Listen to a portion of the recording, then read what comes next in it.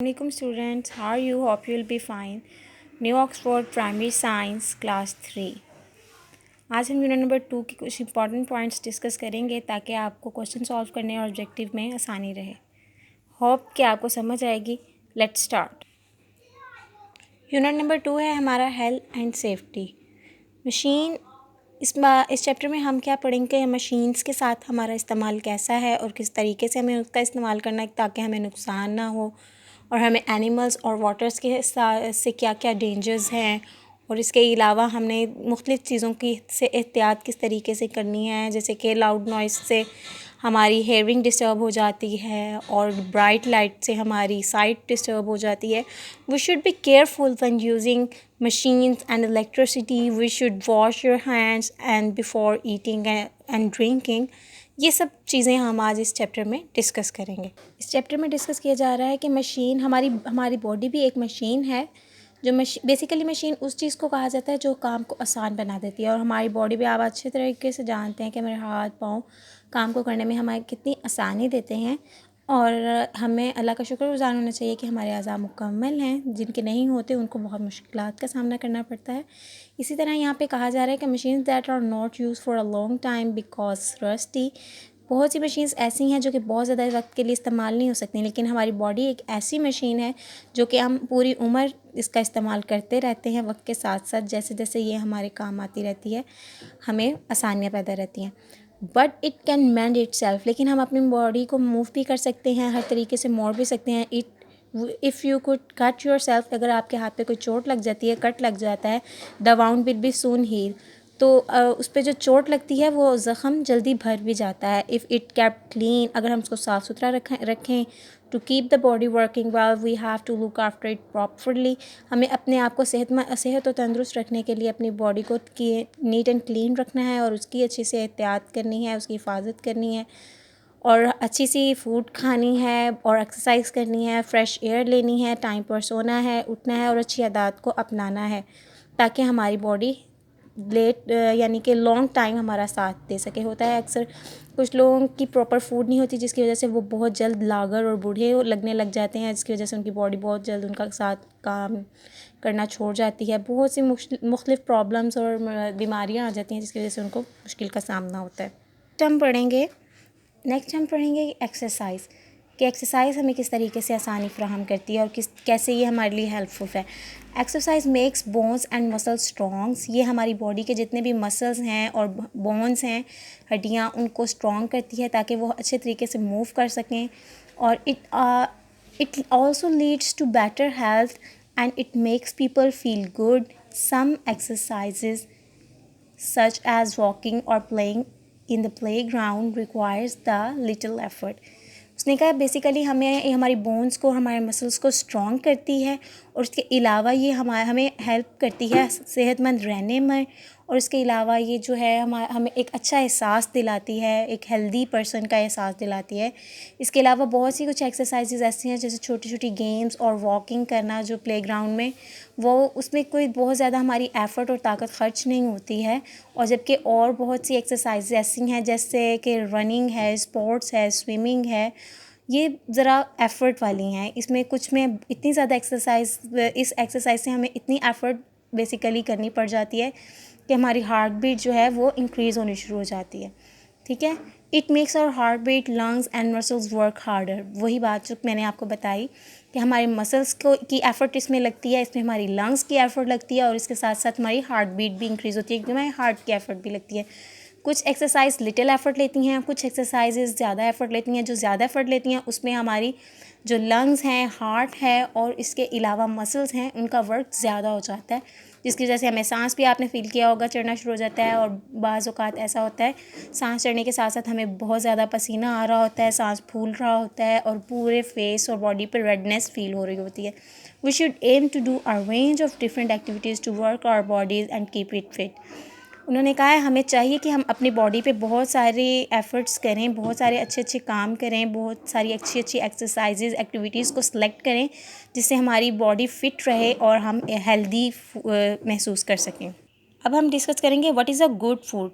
कैसी खुराक हमारे खाने के लिए जो है अच्छी है और कैसी बुरी है, जैसी कौन सी खुराक हमें तंदुरुस्त और तवाना फील करवा सकती है और कौन सी हमें लागर और कमज़ोर बना सकती है। We need to eat a balance diet to stay healthy. हमें एक ख़ास मिकदार में खुराक का इस्तेमाल करना है जिससे हम सेहतमंद और तवाना रह सकें। अ balance diet is the eating of wide variety of foods in the right amounts and having the right amount of food and drinks to achieve the maintain a healthy body weight. Here is a guide to the amount of the bread, rice, grains, fishes, nuts and eggs, etc., milk and whatever. इसमें बताया जा रहा है basically कि हमें balance diet की ज़रूरत है ताकि हम सेहतमंद रह सकें। और उसके अलावा वो कह रहे हैं बैलेंस डाइट क्या है। बैलेंस डाइट वो है, ये नहीं है कि आप कुछ चीज़ें खाएं और कुछ ना खाएं। इसमें कहा है बहुत सी ऐसी अच्छी चीज़ें हैं, उनका इस्तेमाल करें, ज़्यादा सारी चीज़ें खाएं और लेकिन उनकी एक मिकदार रखें कि उतनी मिकदार में खाएं। ये नहीं कि अब एक चीज़ खा रहे हैं तो उसको खाते चले जाएँ। हर चीज़ की एक मिकदार होनी चाहिए। जैसे कि आप ब्रेड खाते हैं, आप ड्राई फ्रूट्स खाते हैं, एग्स खाते हैं, फ़िश, मीट, ग्रेन्स, दालें वगैरह, जैसे चावल खा रहे हैं।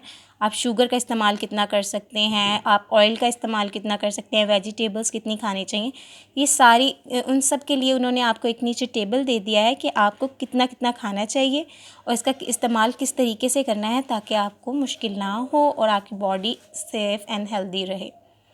Let's see. fruit and vegetables, grains, cereals and products, dairy products, meat, fish, nuts and eggs and fats and sugar। ये सब चीज़ों का इस्तेमाल हमारे लिए सेहतमंद और तवानाई का बायस बनेगा। जबकि इसके अलावा जो हम फास्ट फूड खाते हैं और एक्स्ट्रा ऑयलिंग वाली चीज़ें खाते हैं वो सब हमारे लिए जो है वो कमज़ोरी का बायस बन सकती हैं, हमारे स्टमक को डिस्टर्ब कर सकती हैं, हमारा डाइजेस्टिव सिस्टम, रेस्पिरेटरी सिस्टम भी बाज़ औक़ात जो है हमारा डिस्टर्ब हो जाता है।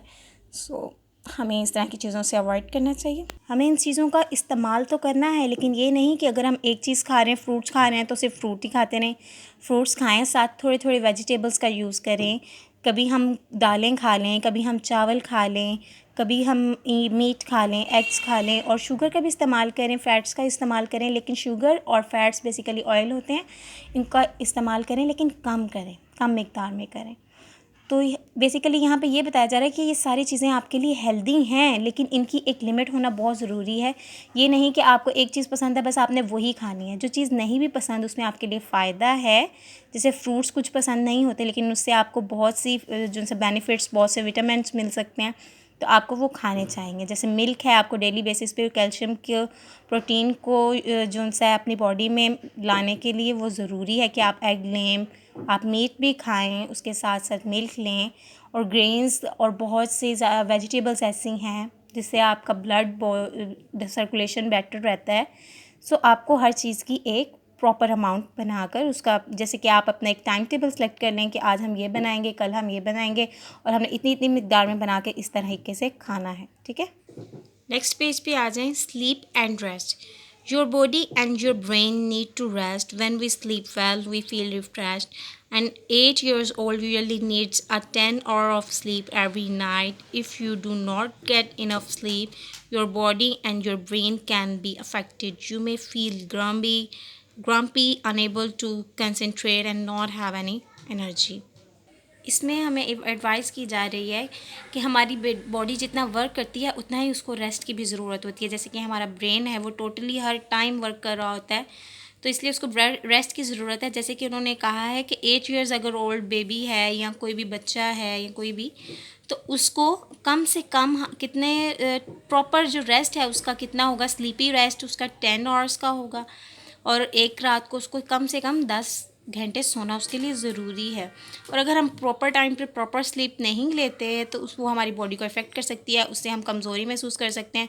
जबकि अगर हम प्रॉपर टाइम पे सोएंगे तो हमारी बॉडी रिफ़्रेश फील करेगी और वो दोबारा से कंसंट्रेट कर सकती है काम में। लेकिन अगर ऐसा नहीं करेंगे तो हम ना तो किसी काम पे कंसंट्रेट कर सकते हैं और ना ही प्रॉपरली हमारा कोई काम सर अंजाम दे सकेंगे। हर चीज़ में हम थके थके महसूस करेंगे और हमारा काम वो नहीं हो सकेगा जिस तरीके से हम करना चाह रहे हैं। नेक्स्ट है स्टेइंग सेफ। हमें किन चीज़ों से बचना चाहिए।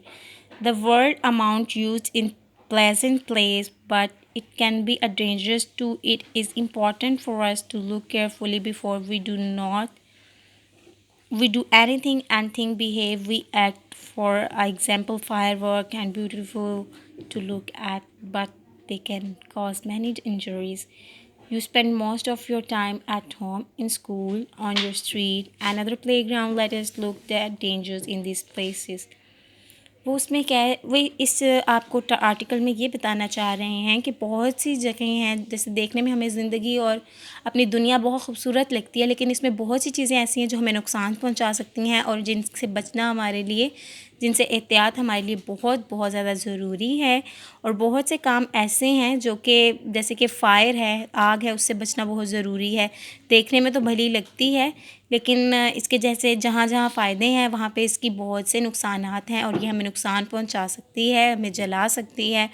और आप बहुत सा अपना काम, अपना जो टाइम है वो अपना घर में गुजारते हैं, स्कूल में और गली में या किसी भी प्लेग्राउंड में गुजारते हैं, वहाँ हर जगह पे कोई ना कोई चीज़ ऐसी होगी जो हमें नुकसान पहुँचा सकती है। इसलिए हमें चौकन्ना रहना चाहिए कि आसपास कौन सी चीज़ ऐसी है जो हमें नुकसान पहुंचा सकती है, उससे बच कर रहें।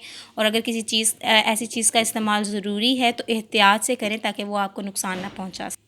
आगे है at home. Electricity is very useful, it gives us light, heat, it makes many more things work. Electricity is very powerful. यहाँ पे कहा जा रहा है बिजली बहुत हमारे लिए कारआमद साबित होती है। ये हमें लाइट प्रोवाइड करती है, हमें हरारत देती है और बहुत से कामों में हमारे लिए मदद करती है। ये हमारे लिए इतनी पावरफुल साबित होती है, इतनी अच्छी साबित होती है कि बहुत से हमारे इलेक्ट्रिक अप्लायंस जो हैं वो इसी से चलते हैं, बहुत सी मशीनरीज से चलती है, जिसकी वजह से हमें काम में आसानी हो जाती है। हमारी इलेक्ट्रिक वायर्स इससे चलती हैं, हमारी मशीन्स जो सी हैं वो भी चलती हैं और उन्होंने कहा कवर्ड की जाती हैं प्लास्टिक के साथ हमारी इलेक्ट्रिक वायर, ताकि हमें करंट ना पहुंच सके। ये बिजली हमारे लिए बहुत सख्त नुकसानदेह है, अगर हम इसको छू लेंगे तो हम ज़िंदा नहीं रह सकते, मर भी सकते हैं। इसीलिए इसकी जो वायर्स हैं उनको कवर किया जाता है प्लास्टिक के साथ ताकि हमें नुकसान ना हो। ठीक है। अब जैसे कि उन्होंने आपको नीचे एक पिक्चर में दिया हुआ है, टेलीविज़न के ऊपर पड़ा हुआ है एक छोटा सा बाउल, फिश बाउल पड़ा हुआ है। वो कह रहे हैं कि इलेक्ट्रिसिटी से चलने वाला है टेलीविज़न होता है, इसी वजह से उसके ऊपर कोई भी ऐसी चीज़ ना रखें जो कि आपको नुकसान पहुंचा सके। अब बिजली जो है वो बेसिकली पानी से ही बनती है, इसलिए उन्होंने कहा है कि ऊपर पानी की कोई चीज़ ना रखें। ये ना हो कि आपका टेलीविज़न चल रहा हो और आप पानी के बाउल को पकड़ने की कोशिश करें और आपको करंट लग जाए। ठीक है, इसलिए आपको एहतियात करनी चाहिए। जैसे कि हेयर ब्लोअर पड़ा हुआ है वॉश बेसिन के पास, तो ये भी ऐसे रखना अच्छा नहीं है या ठीक नहीं है, आपको इससे नुकसान हो सकता है। तो इन तरह की चीज़ों से बच। स्टूडेंट्स अब पेज नंबर 16 पे आएँ तो यहाँ पे एक छोटी सी एक्टिविटी आपको दी गई है कंसेप्ट चेक करने के लिए कि आपको पूरा चैप्टर समझ आ रहा है कि नहीं। Put a tick next to all the things that will help your body to keep work well. Put a cross next to the things that could harm your body. Regular exercise हमारे लिए जो उनसा है वो अच्छा काम साबित करेगी या बुरा। मेरा ख़्याल से कि वो हमारे लिए वर्किंग वेल है, इसलिए हम यहाँ पे ट्रू करेंगे, इसको टिक लगाएंगे। और eating lots of sugar snacks, ये जो बहुत ज़्यादा मीठे स्नैक्स खाना हमारे लिए मेरा नहीं ख्याल अच्छा है, क्योंकि वो हमारी सेहत को ख़राब कर सकते हैं, इसलिए हम यहाँ पे क्रॉस लगाएंगे।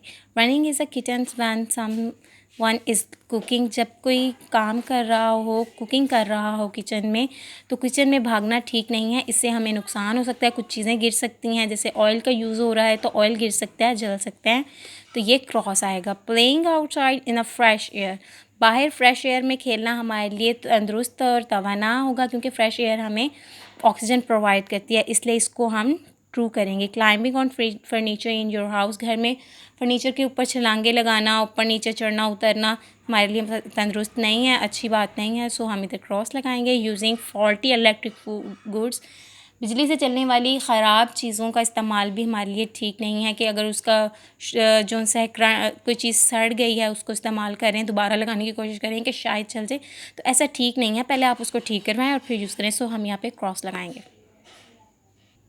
नेक्स्ट आप पेज नंबर 17 पे आ जाएं। यहाँ पे आपको कंसेप्ट चेक करने के फिल इन द ब्लैंक्स दी गई हैं। उन्होंने कहा है when walking on a busy road walk alone the pavement. ये मैंने सॉल्व इसलिए किया हुआ है ताकि आपको समझने में आसानी रहे। When walk on a busy road walk along the pavement. उन्होंने कहा है जब आप देख रहे हैं कि ट्रैफिक बहुत ज़्यादा है रोड पे, तो आपको कोई ज़रूरत नहीं है वहाँ से रोड क्रॉस करने की, हाथ दे के गुजरने की। आपको साइड पे जो फुटपाथ है, जो पेवमेंट बनी हुई है, उसके पास से गुजरना चाहिए। Look carefully in dash directions before crossing the road. आपको जब भी आपने रोड क्रॉस करनी हो तो आपके लिए बहुत ज़रूरी है कि आप दोनों तरफ देखें, इसलिए यहाँ पे आप लिखेंगे बोथ। ये नहीं कि आप जिस तरफ से गुजरें बस उसी तरफ देखें, आपको अपनी पिछली साइड पे भी या अपनी लेफ़्ट साइड पे भी देखना ज़रूरी है कि आपके पीछे से तो कोई चीज़ नहीं आ रही तक जो आपको नुकसान पहुँचा सके, ठीक है। अब ये जो नीचे आपको एक टेबल दिया गया है, इस पर कलरिंग आपने करनी है अकॉर्डिंग आपके पिछले पेजेस, प्रीवियस पेज पे, पेज नंबर 15 पे एक टेबल दिया गया था, उसमें उन्होंने बताया था कि कौन सी चीज़ की मिकदार कितनी रखनी है। तो यहाँ पे हमने उसके अकॉर्डिंग कलर करना है। हमें ज़्यादातर मिकदार फ्रूट और वेजिटेबल्स की रखनी चाहिए। फ्रूट और वेजिटेबल्स का कलर ब्लू था, तो इसलिए मैंने यहाँ पे ब्लू कलर किया है। ग्रेन और कैरल्स और पोटैटोज़ भी हमें ज़्यादा मिकदार में खाने चाहिए, हमारे लिए हेल्दी होते हैं, इसलिए इसका कलर भी ज़्यादा है।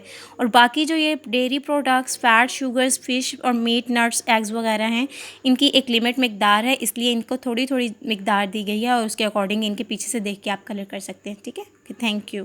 होप है कि आपको चैप्टर समझ आया होगा और आपको आगे करने में भी आसानी रहेगी। ये दो जो कंसेप्ट चेक हमने किए हैं, इसे आपको हेल्प होगी कि आप इसकी एक्सरसाइज करने जब करेंगे तो आपको आसानी रहेगी। Thank you.